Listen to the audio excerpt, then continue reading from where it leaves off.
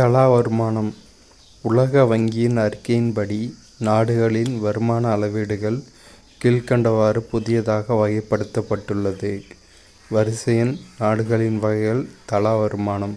அமெரிக்க டாலரில் குறைந்த வருவாய் $1005க்கும் குறைவாக. குறைந்த நடுத்தர வருவாய் $1006 to $3955. உயர் நடுத்தர வருவாய் $3956 to $12235. உயர்ந்த வருவாய் $12235க்கும் அதிகமாக. தலா வருமானம்னா என்னென்னா, நாட்டு வருமானம் டிவைடட் பை மக்கள் தொகை. அதாவது ஒரு ஆண்டில் இந்தியாவோட மொத்த வருமானம் டிவைடட் பை இந்தியாவோட மொத்த மக்கள் தொகை. ஒரு 1,00,000 கோடி இருக்குன்னு வச்சுக்கோங்களேன்.